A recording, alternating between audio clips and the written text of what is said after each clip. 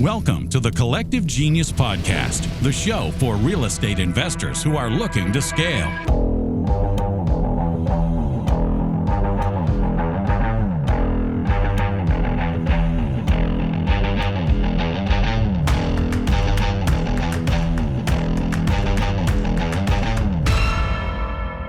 Welcome back into another episode of the Collective Genius Podcast. This is the podcast where real estate investors come to grow and scale their business, not only trying to become better business owners, but also obviously trying to become better in their communities and better human beings. And the best way to do that is to grow the business is typically, as we know in the real estate investing world, is through marketing. And I have a great guest to share tons of knowledge because he happens to focus mostly and pretty much only on REI digital leads. Please welcome to the show for the very first time, Mr. Brandon Bateman with Bateman Collective. Welcome in, my friend.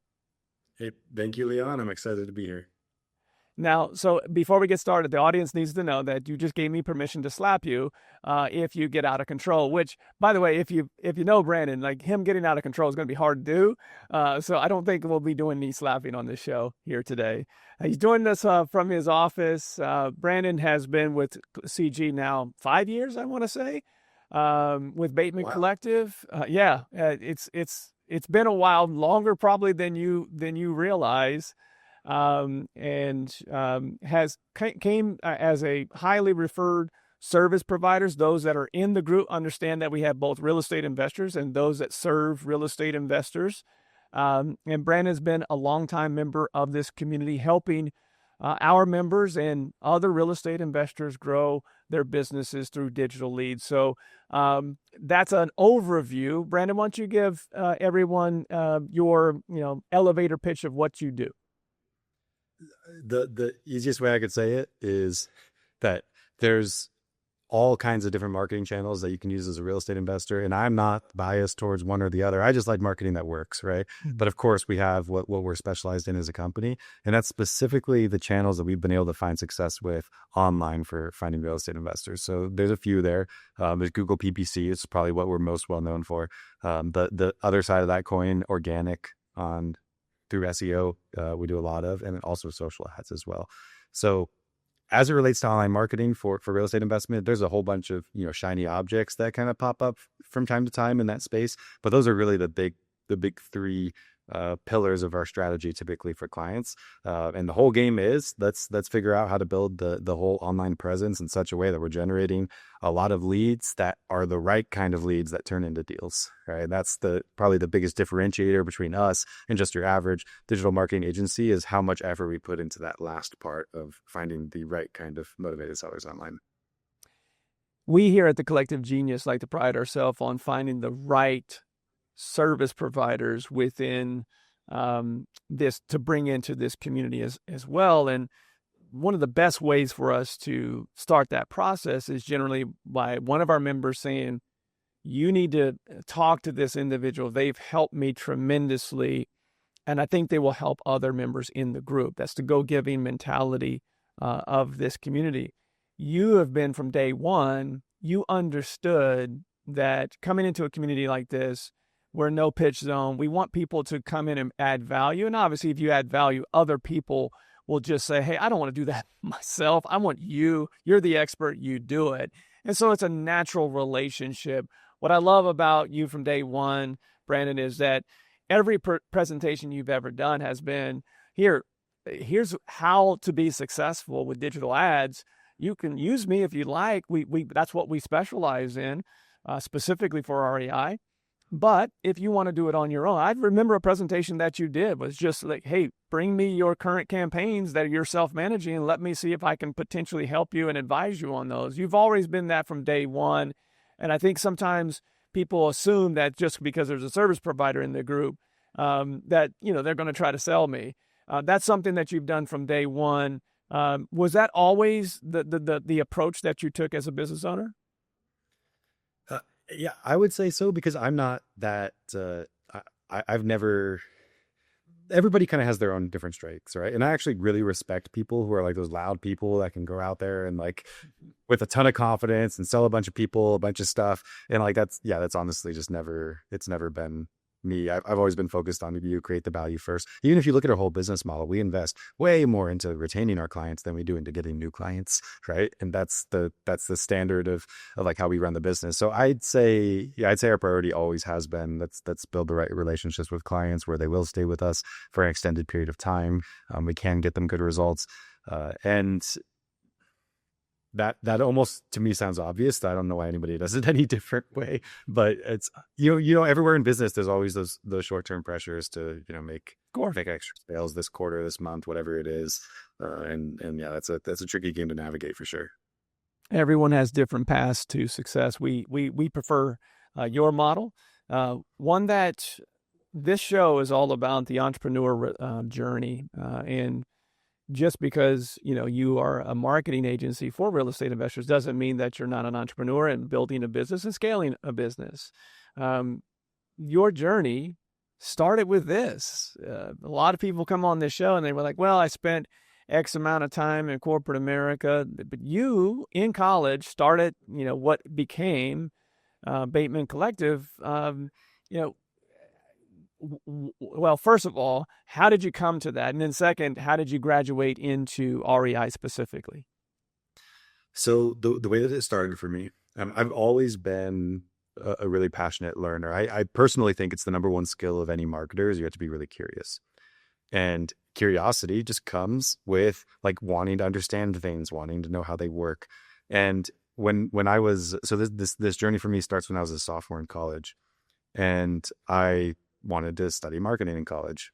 So I decided, well, I want to, I want to start going down that path. And I looked for internships and stuff like that. And pretty much every internship that I found, which by the way, this was the inspiration for how our internships as a company are completely different. But pretty much every internship I could find is basically like, yeah, sure, you can get coffee for people who do marketing, right? Like that kind of thing. And obviously not as extreme on that level, but when I evaluated those different kinds of opportunities, I just thought, well, this isn't something that I think I'm going to learn a lot doing. So I decided if I'm just going to basically not get paid anyways, I'm just going to start a business where I don't get paid. So I went out and I tried to find a bunch of clients. I just started cold calling a bunch of companies saying, I don't know anything about marketing at this point. However, I'm hungry to learn and I'll do whatever it takes to find results for your business. And you don't even have to pay me. I just want to learn, right? So that was kind of like the very beginning of the company, and I found a few clients, and that just kind of slowly snowballed. But at first, what I wanted to be really good at was actually social ads. So I started doing more social ads, specifically on Facebook.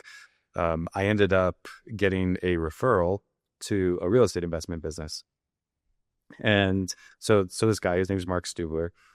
He calls me up and he says, "Hey, I've worked with all the different PPC companies we could find in this industry. We just need to find somebody who's really good at PPC and can make this work for us because we haven't been able to figure it out." So I show up. Well, actually, I tell him like, "Yeah, I'd love to talk to you about that, Mark. I'm not available until next week. Let's schedule it for next week." And then I literally spent the whole next week like watching YouTube videos about PPC because I had never done like any Google PPC before this point. Then I show up at this real estate investor's like sketchy like basement office like underneath a carpet cleaning store, and there's this guy named Mark, and he shows me his computer. He's like, "Here's my Google ads. Like, tell me how to make it better." And I just kind of went through it, and I was like, "I think this would make it better, but I've never done it before. And I think this would make it better, but I've never done it before."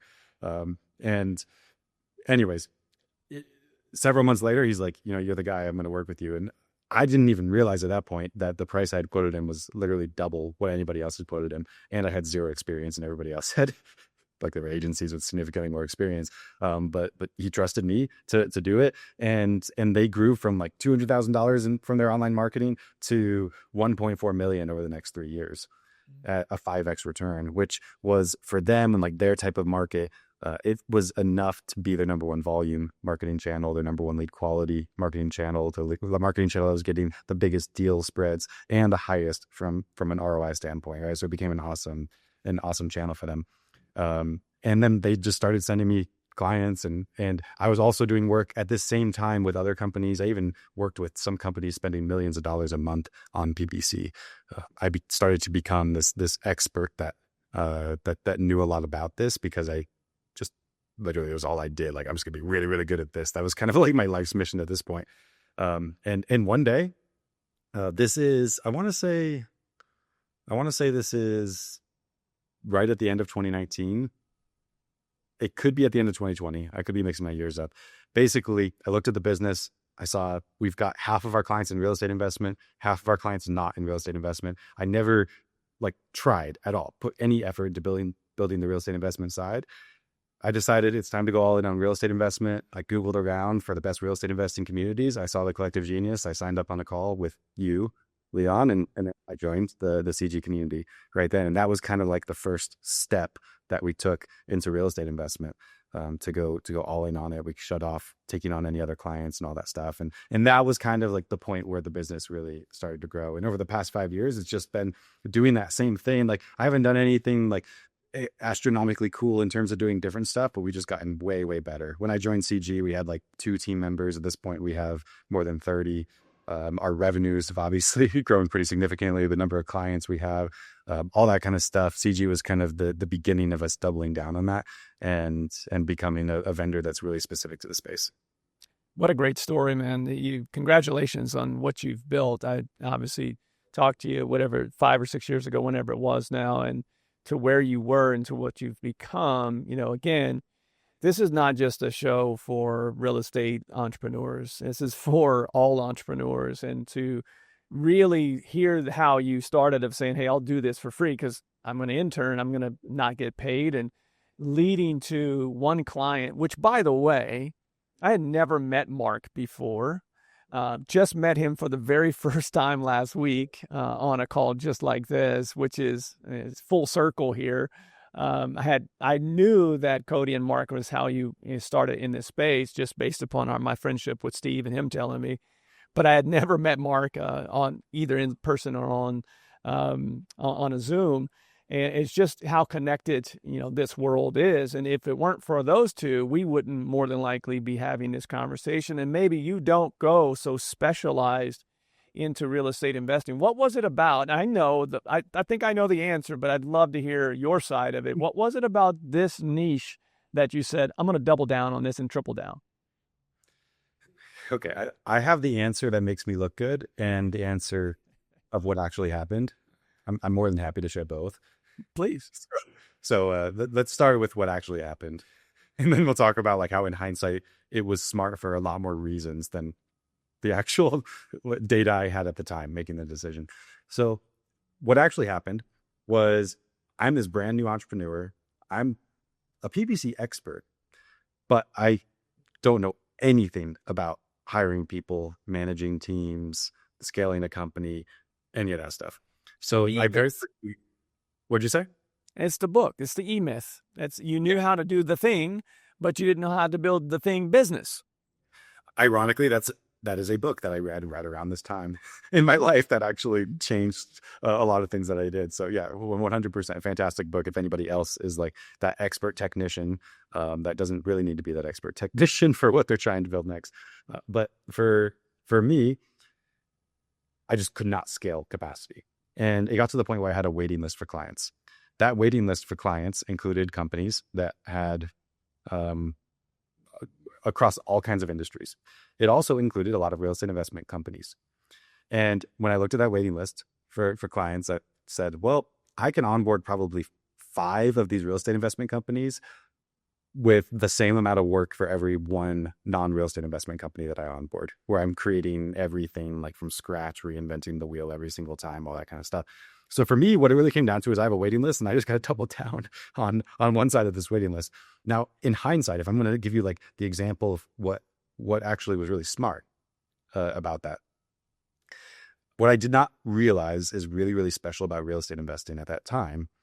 And this actually, just to extend the story just a little bit, right? Because I started to gather this. So then I doubled down just in real estate. And shortly after that I joined Collective Genius. I actually have the slides from the very first presentation I gave at the Collective Genius, which I happened to create while on that plane ride from Salt Lake City to Tampa.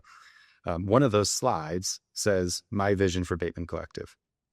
What it says is unleveling the digital marketing playing field through data aggregation, innovating technology, and strategy.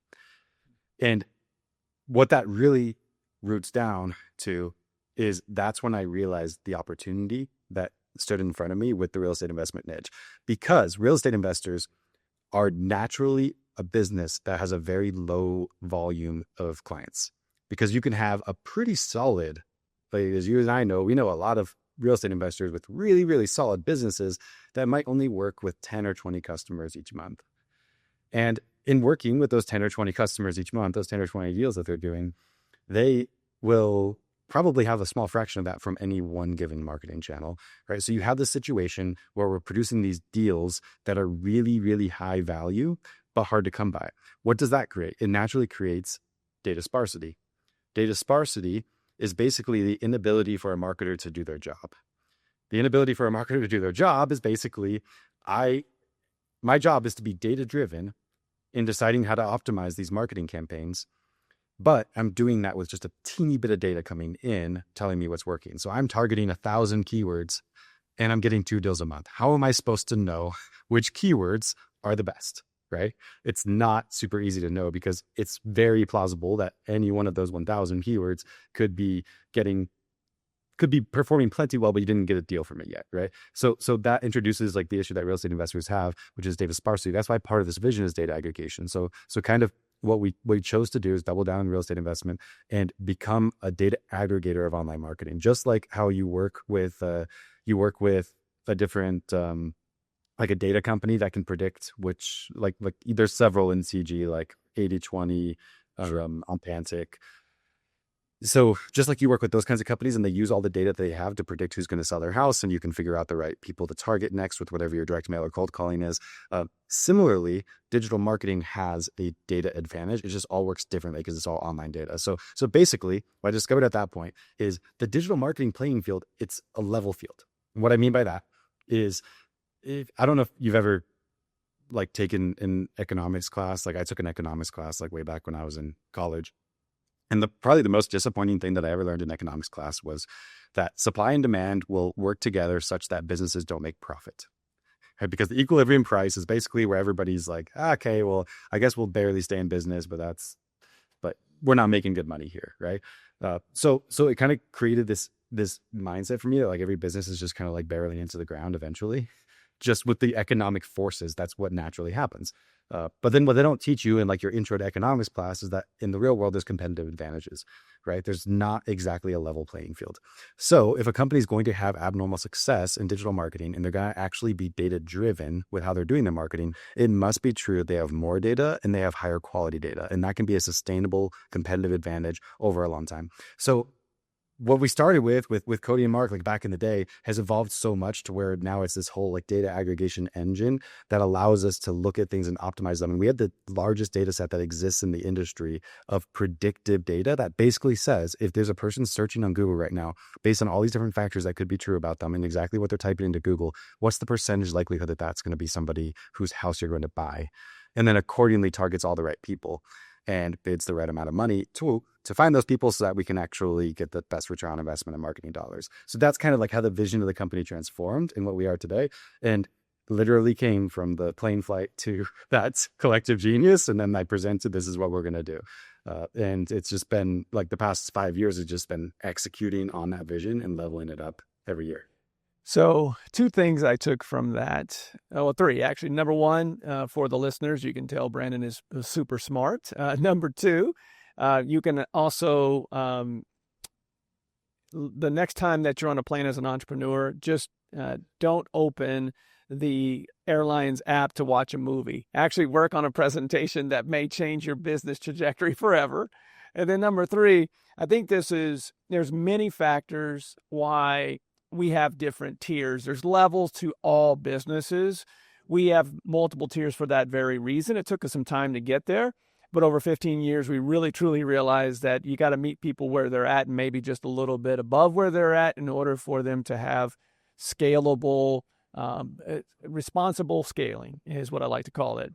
And what you just gave, though, is where I see a lot of competitive advantages for the higher level people, the people that have been in the business for 10, 15, 20 years, just as you were talking about with Cody and Mark, is the people that really put high value on the extra data, the more predictive data on all of the stool, the three legs to the stool that we typically see as the most important for real estate investing marketing. Number one, being PPC, being the most motivated lead you could possibly receive, a digital lead in general, but for sure PPC, television, and direct mail. Those are typically, you can add other things obviously, but those are the main three that we see that work hand in hand to deliver the highest level leads across the board. And the more data that you have, whether you're sending out direct mail or targeting specific digital, whether that's social media or Google, or we'll talk about the new advances, because I know Noah just did a presentation on this about the AI technology that's coming down the pike on Google, and obviously the ChatGPTs of the world. But just, again, going always, we say this from this main stage all the time at the Collective Genius, knowing where the puck is going, and getting out in front of everyone else and having that competitive advantage. Most of that comes back to the importance that those investors, those entrepreneurs put on data, making sure they're getting in front of people when they're most likely to sell a property. That is next level. Some people ask, what's the difference between the levels? A lot of times it's time, execution, and that right there, the importance of doing the extra things that the other people aren't doing. I'm with you 100%. I think it's said often that the most valuable thing that your business has is the data that it generates in the course of doing regular business. And people miss that for marketing. Like this is a philosophy that we've held, since the founding of the company, is every single dollar you spend on marketing has two goals. Goal number one, generate a return on investment.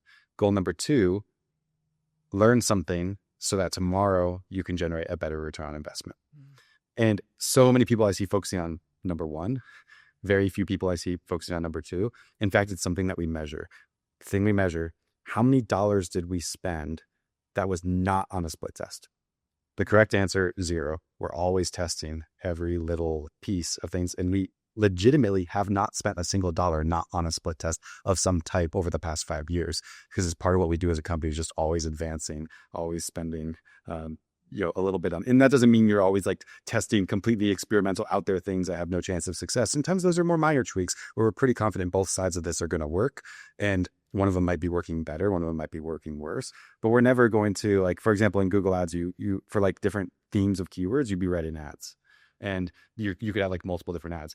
We'd never have one ad in there. We'd always have multiple, right? Multiple that are good, so that over time we can learn which one's better, and then we can continue to evolve that over and over again.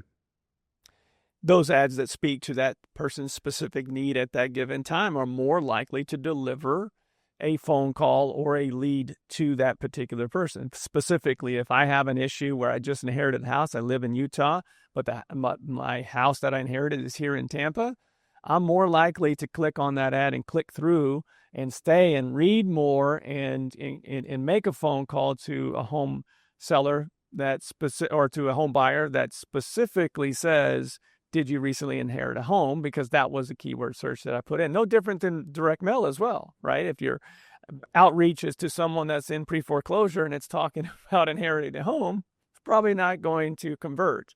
I'd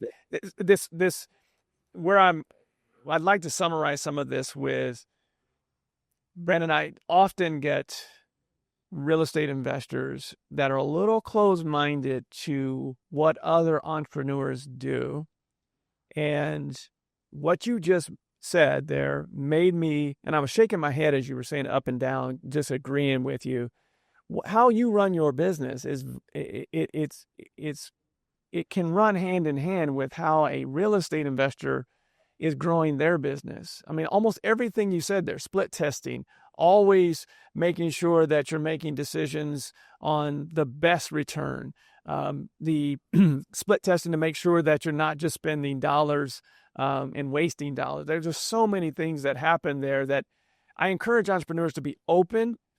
First of all, I always say get in a community, even if it's not ours. Make sure you're around people that are doing better business than you or similar that you can relate to, regardless if it's real estate investing.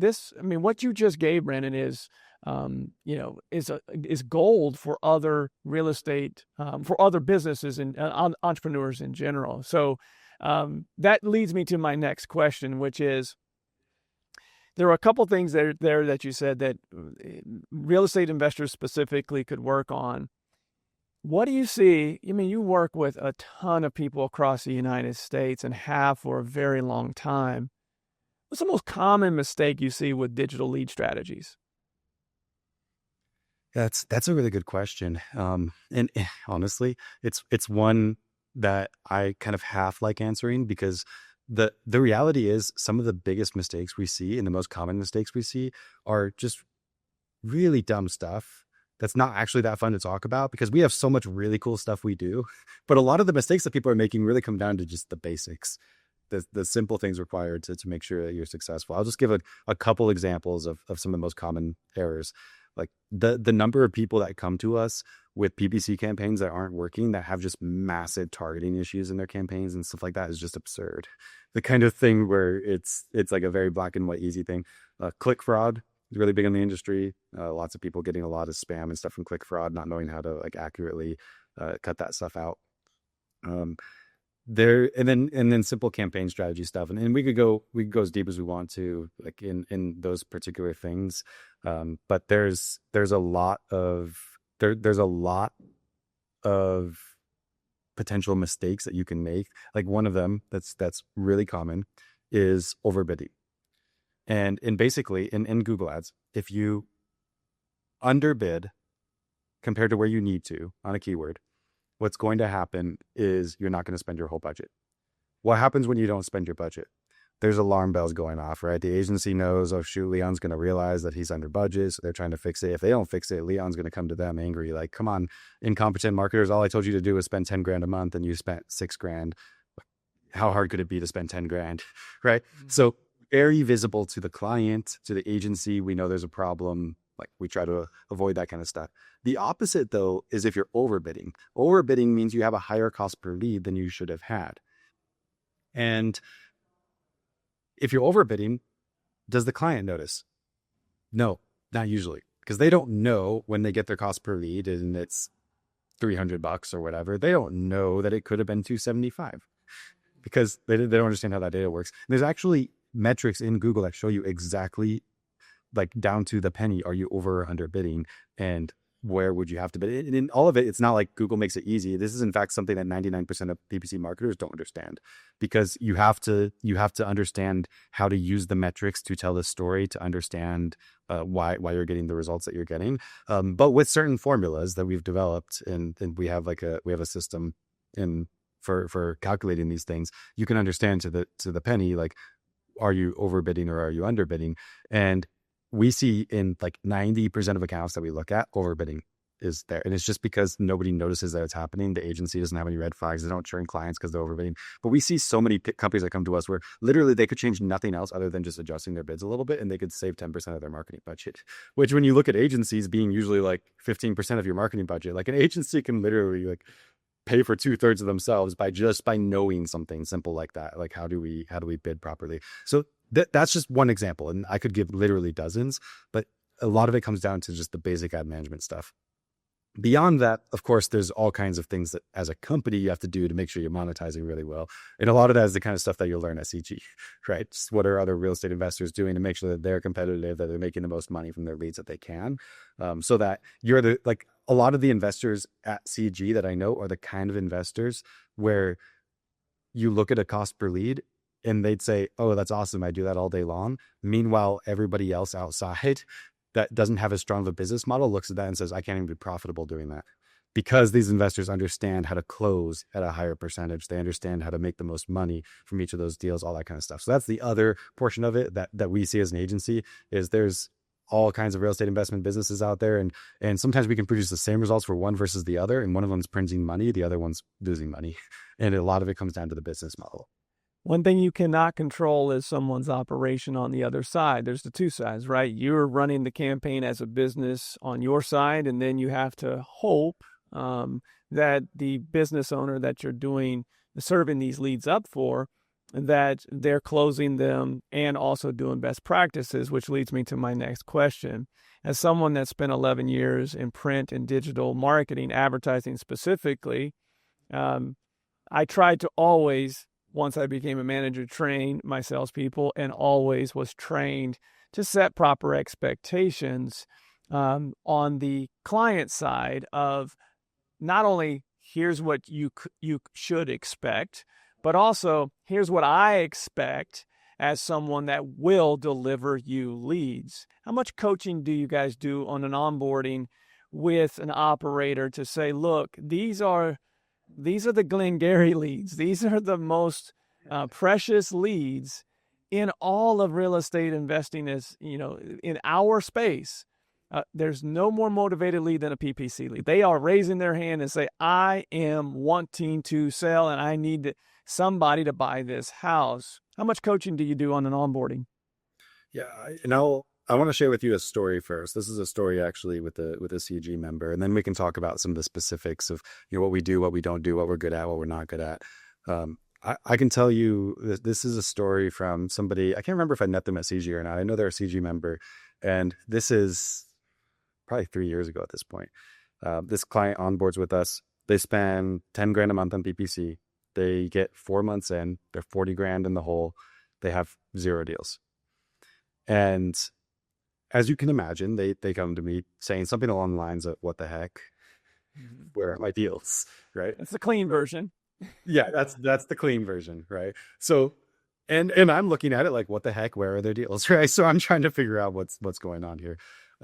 And the reality is we're just generating a lot of leads, and they're just not closing the leads. Now, when I see that kind of thing, to me, it's not like leads aren't our only job. There are things that marketing companies can do that generate better quality leads, worse quality leads. It's our job to understand those things, right? So I know at this point we have a lead quality problem or we have a closing problem, and I don't know which one it is, right? So I have to figure it out. So anyways, we go through that whole process. We try to figure it out. I eventually, so the way I'm approaching it is I'm saying, hey, our other clients, they're closing their leads way better. So I think there might be a closing issue here. And then the way they're approaching it is they're saying, we're doing $500,000 a month from cold call, and we're not closing from PPC. Our sales team is closing $500,000 a month in revenue though. So it's gotta be something wrong with the leads. So we end up looking at it, and there's a few differences. We end up giving them a challenge. We say, look, for the next 30 days, this is what I want you to do. Number one, make sure we're getting the leads crazy quickly, which wasn't as important for their other marketing channels, but it was important for the online marketing. So that was step number one.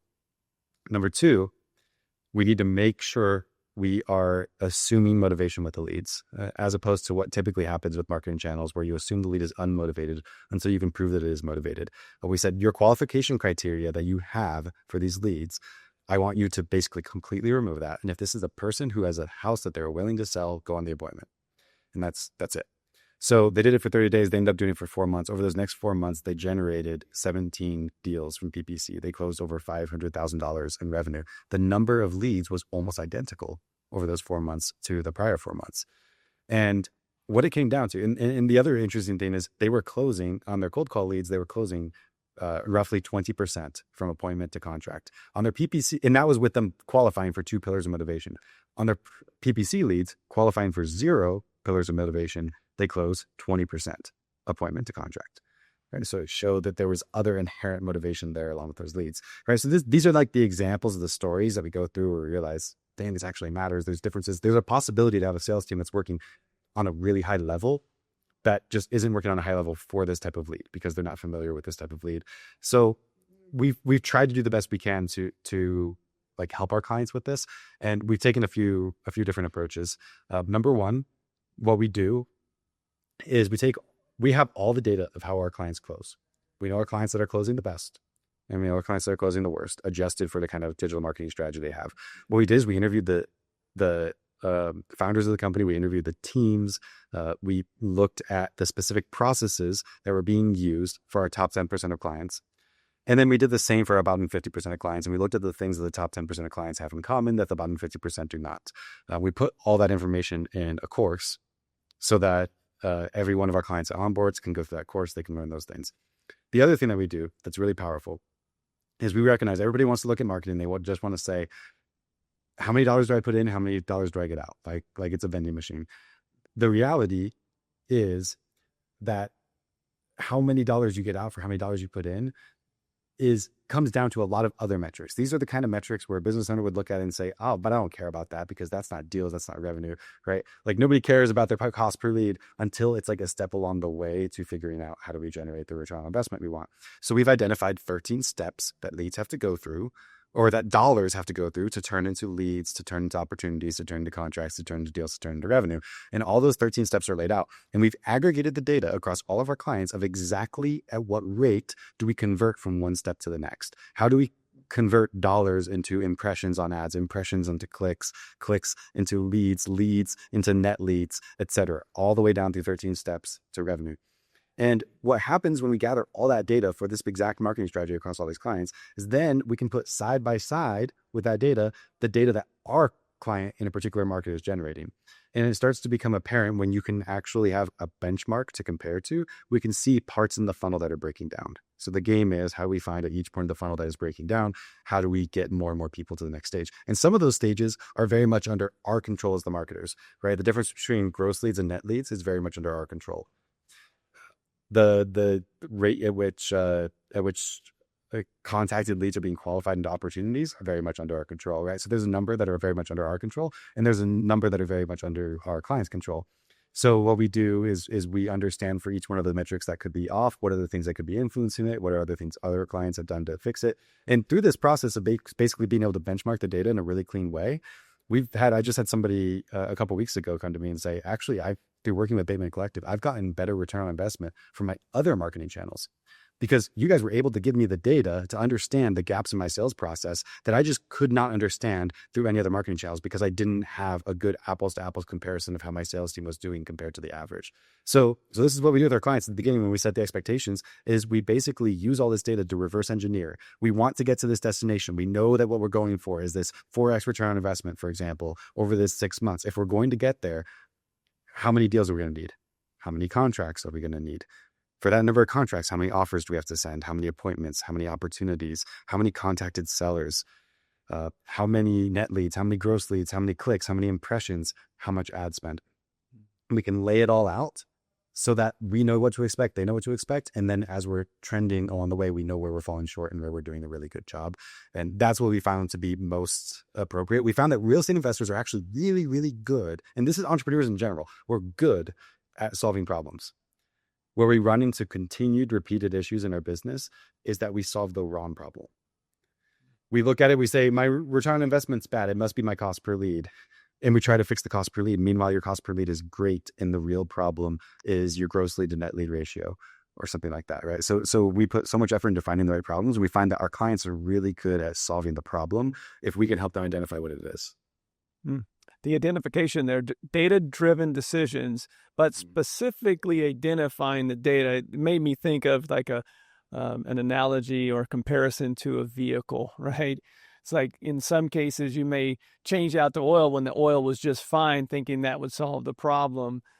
We do in this level, especially at the collective genius level, everyone is a little bit different depending upon their tier, but we really make sure that people are making data-driven decisions. But especially, the people that are newer in the business, they're still working through and trying to figure out what it is specifically that is off, but they're tracking the data, the specific KPIs that lead to contracts and ultimately lead to growing their business. It's more next level than I would have expected, Brandon. This is the type of identification that every service should be offering to their clients. This next question is kind of going into what I hear a lot more of in the community. What's coming down the pike? What's next? There's a lot of conversation about ChatGPT and younger people using it to help grandma sell that house or that inherited house. How does ChatGPT and Google, PPC, all these things kind of go in hand as we move towards more technology-based AI things in this world? Yeah, I have a few thoughts of that. And part of it is where are we? And then the other part is where are we going? So because some people in like conversations with this kind of have implied that there's a lot of deals to be found out there today if you're being found on ChatGPT or something like that. And the reality is there's not quite that many. But what you're seeing is that they're popping up. There are now these stories of, hey, I actually worked with a seller who found me via ChatGPT. And that stuff is happening more and more often, and it's shifting a little bit. So what we're just finding is basically just the evolution of search marketing. You are familiar with the olden days, right? Where search marketing was the phone book. The phone book. Very familiar. So, what'd you say? I said I'm very familiar. It's been 11 years in Yellow Pages. Yeah, absolutely. So like this, like that was like the early version was people want to find a company. They're going to go to the phone book and they're going to look at the companies, right? And then evolved Google, which basically became the new phone book for commercial queries. Of course, is Google used for tons of other stuff? Yes. But we're talking specifically here about commercial queries, because in a lot of industries, what you'll find is there's a lot of what's called top of funnel stuff where people are searching for like how to do this. And then you have a blog about it and then they become familiar with your brand. And then one day they buy something from you. That's not as common in the real estate investment space, where we're 95% driven by down funnel stuff, like people searching for sell my house fast, we buy houses, like that kind of stuff. So as far as commercial queries, people went to Google. Now, ChatGPT's kind of starting, or in other language models are kind of starting to replace some of what Google's used for. But as far as commercial queries go, it's not quite as common yet, but it is being used. But still a lot of commercial stuff's going through Google. We're seeing search volumes really, really strong. So, but we're in this transition where we're looking at language models and we're saying, yeah, those probably will eventually take over some of what's happening in search engines right now. So as far as where it is right now, it's a little bit, and then as far as where we're going, it's probably more and more. The foundation here, how do you actually get found in those types of situations? It all comes down to organic marketing. As of right now, there's no paid ads platform where you show them language models. There will be, I'm sure, eventually, because that's a great monetization strategy. And the reason Google's as big of a company as it is not because of Google Calendar or Gmail or any of these things that make them almost no money compared to search marketing, which is this really, really powerful intent-driven industry. So everything's shifting a little bit over time.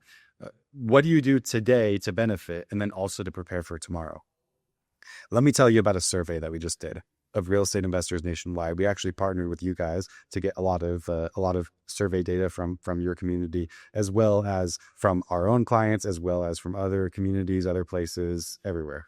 And we surveyed these real estate investors about a whole bunch of different data. And if you're listening to this, you want to be a part of this, you could be a part of our benchmark study where you submit a bunch of data about your business, and then we show you how you're benchmarking across other real estate investors. The side benefit is we just got a lot of this data, which is really interesting to us. And what we saw, one of the things that we looked at was what percentage of marketing dollars in the industry are being spent on different marketing channels. And what we found there actually very closely matches what you just said, Leon. You said there's the big three. Number one was PPC with 31% of marketing spend in this industry. And granted, I will admit, if anything, we're a little bit extra skewed towards that, just because the sample was people who kind of know about Bateman Collective and stuff like that, where maybe they're more likely to be using these channels, right? So, but anyways, PPC, TV, and direct mail were the top three. After that, pay-per-lead. After that, a bunch of other really small stuff like radio, cold calling, cold text, etc. The very lowest was SEO. SEO has 2% of real estate investors' marketing budgets on a monthly basis right now. PPC via Google, 31%. So just think about this, right? Because you're a smart guy, Leon. Somebody searches on Google. Sometimes they're going to click on the paid ad. There are studies suggesting that 95% of the time they won't, and they'll actually click on organic. Now that includes informational queries, not necessarily commercial queries. And in this industry, motivated sellers are less likely to know that that ads are actually ads and organic listings are organic listings, right? So we're going to assume like a lot of people are going to click on probably the ads, and also a lot of people are going to click on the organic listings. But let's just say even if it's 50-50, 50% of the people go to organic, 50% of the people go to paid ads. Do you realize 31% of the money in this industry is going towards 50% of the search engine leads? And then 2% of the marketing budget in this industry is going towards the other 50% of the search engine leads. So what we're finding, so if you're looking for a solid strategy to be on top of where we're at now and also where we're going, SEO, the right kinds of things that you do to rank in search engines, turns out the search engine algorithm is really just a game of trying to figure out what content is really relevant and authoritative on the internet. It turns out the language models work pretty dang similarly. And we're finding if you get really good rankings in Google search, you're also going to do really well with language models. And there's other things that are important for language models like structured data and stuff like that. And that's all stuff that we take care of as part of an SEO strategy. So if you build a really solid SEO strategy today, you can access that other 50% of online leads. And then also you will get more visibility in language models. And as that organic search kind of turns into more language models over time, then it's a really future-proof strategy in that sense as well. So that's basically what we're seeing right now, and something that we're really excited about is in this industry as a whole, this organic kind of optimization is underinvested in. And why it's underinvested in, there's all kinds of different hypotheses. I think what it comes down to is most real estate investors are not willing to invest in something that feels like a black box, like SEO, and invest in it consistently over time with the expectation that it's not going to produce results immediately. But what we found over time is that our clients that are willing to invest in that over time, we've made it our job to make it not feel like a black box. We've made it their job to be consistent with it over time. Again, you're putting the 2% of budget that generates the 50% of online leads. It has a significantly better return on investment than PPC does, with that just longer cash conversion cycle. The fact that you got to wait it out, that you got to be consistent. So that's, in my opinion, kind of where things are headed. And that's why I'm so bullish on SEO right now. You should be. I'm going to play this answer every time I have a conversation with an investor saying, hey, Leon, you are well connected. You do, lots of podcasts, you do lots of consults for the Collective Genius, and obviously you have over 500 members that you converse with on an annual and monthly basis in some cases. What's the one thing that you think is the most underserved or opportunity? And it's always SEO. It always has been, at least for the last 5 years. It's one that it's, to your point, it is underserved because it is not a microwave marketing plan. It is a long-term strategy to make, no different than McDonald's putting their store in Times Square in New York. There's zero return on that investment in the store as far as revenue.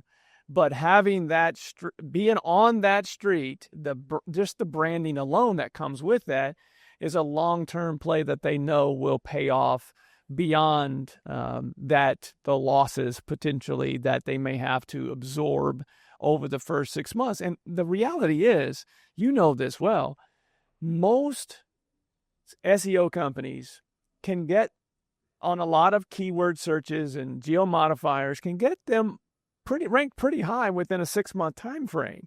Now, they may not be on all the first pages, but there's opportunity there that, and probably we should both just stop this podcast right now and go and start real estate companies in certain markets and just do SEO for a long-term strategy. We'll both retire.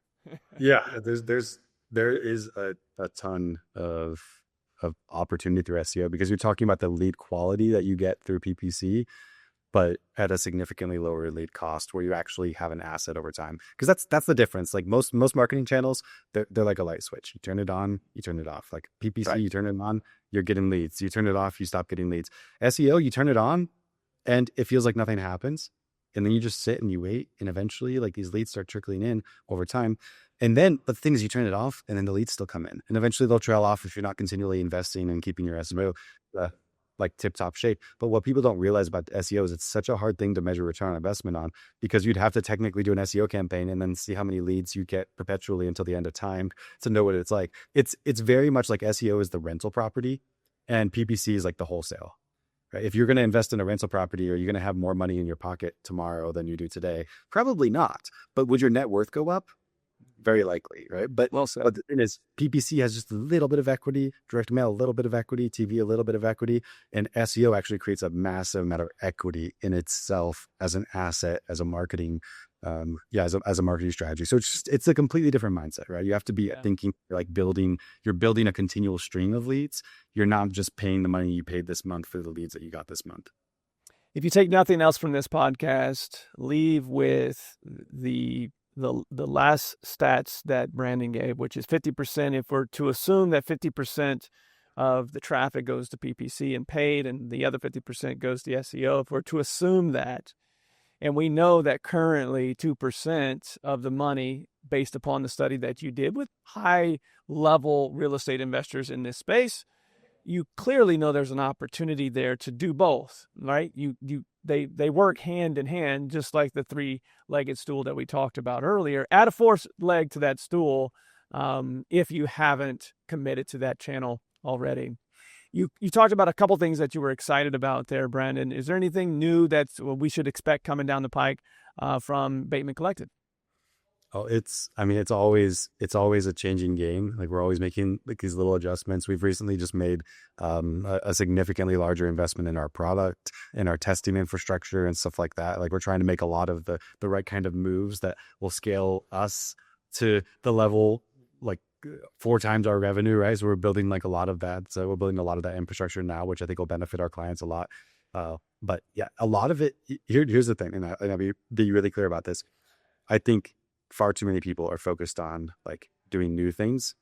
Our game for the last several years and our game for the next many years will be to continue to refine the basic, boring stuff that we've been doing for a really long time on such a level. And the differences we're going to be making are the kind of things where you won't actually notice as a client of ours that they happened, because if we find a way for you to save 5 to 10% of your budget, that's not going to be something that's super notable or clear to see, but it's the kind of thing that keeps you on top over time and makes you like wildly efficient. So we've been investing a ton into that. We're going to continue to invest a ton into that. There's all kinds of nerdy stuff that goes into those components. And if I describe to you what we're doing today, and I also described that a year ago, you might listen to it and sound like it sounds the same, but I can tell you it's wildly different in terms of how it's executed down to the detail level. And that's what we bring to the market that other people don't bring to the market. They just look like macro, and it's one of the skills that we have is just looking a little bit more like macro, but also micro campaigns, understanding what's going to drive to a better return on investment, doing relentless testing,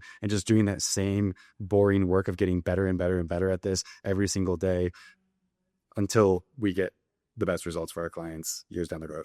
So that's what we're doing. I started this pod by saying that you run your business no different. As an entrepreneur, you run your business very similarly to the real estate investors that you serve and the ones that are within this community. And to that point of what you just said, the ones that laser focus in on what is their primary business ultimately are the ones that have the most success, and you're living that on your side. So there's a lot that people can learn from you in the room, regardless of the vehicles that we drive that are our businesses. I know you've got some, that's just right before we jumped on here, I got an email about a live training series. You're always educating. If people want to find out more information about your training series or reach out to you, what's the best way for them to do that? So the best place to look is batemancollective.com. We always have new stuff coming out. One thing that we're doing right now and this starts in 2 weeks. So I don't even know when this podcast launches, but it's a live training series. This just comes to you talked at the beginning how we've always focused a lot on giving first and educating and stuff like that. We're doing a 6-week live training series called PPC Essentials, where we're going to be digging into and teaching all the most critical concepts about PPC to anybody who's willing to listen, basically. And it's going to be really cool. It's going to be legitimately better than courses you could go out and pay $10,000 for in this industry to learn about PPC. And for certain partners of ours, like the Collective Genius, that have their own communities, we're going to be providing that for free, and also for our clients, it'll be for free. So it's that's a cool thing. And we always are trying to do stuff like that. So definitely get in our ecosystem, check out our content. We've put more information out there about how we do what we do than any of our competitors, and frankly, than any other digital marketing agency that I'm aware of in any particular niche industry across like the entire world. Like, that's what you'll learn if you do dive deep into this, is you'll find that the kind of stuff we're doing is not just like high level in the context of the industry that we're in. It's the kind of stuff where we're bringing into our team top 1% marketers from all kinds of industries that have never seen marketing done on this level through their career in any company that they've worked with. And that's always been the goal. Give that website one more time so people that are looking for that. Collective.com. And then finally, you also have a podcast as well that you've been doing for a while. You want to share that real quick? Yeah. Feel free to jump on Collective. It's called Collective Clicks. You can search that on like Apple Podcasts or whatever you use. We have a mix of content there. There's some stuff like if you want to learn about PPC, about SEO, all that kind of stuff, we'll have series there. We just finished our SEO Masterclass series, which was a 5-part series diving deep into different components of SEO. So we could teach you, because the number one piece of feedback that we get from people is that it feels like all the stuff you do is this like black box. We don't understand how it works. So we literally have there, you have 5 hours of content about SEO, kind of like examining that black box, explaining every aspect of it. How does it work? The kind of stuff that you need to know. So there's a lot of really cool content there if you want to look into it. I would encourage you, especially after what we talked about earlier, that if you take nothing else away, take away today the importance of SEO. Check out Collective Clicks, 5-part series you said that is there and available to you to learn more about why it is important. Brandon, can't thank you enough for all of the wise information that you shared here today, as well as being a guest here on the Collective Genius podcast. Thank you, my friend. Yep. Thank you, Liam. I appreciate you. It's likewise, my friend. So if you would like to be in the room with members like Brandon Bateman and others, easiest way to do that is go and check out our website at explorecg.com. There you'll find all the information. If you're a full-time real estate investor looking to scale and grow, not only as a business owner, but also as a human being, we've got a tier for you. As long as you're a full-time real estate investor, check out that website at explorecg.com. That is it for today. We will see you next week. Next week. We're always on next week. It took me a few times to get that out. We'll see you next week on the Collective Genius podcast. New episodes every week. To learn more, visit explorecg.com, where real estate investors come to scale.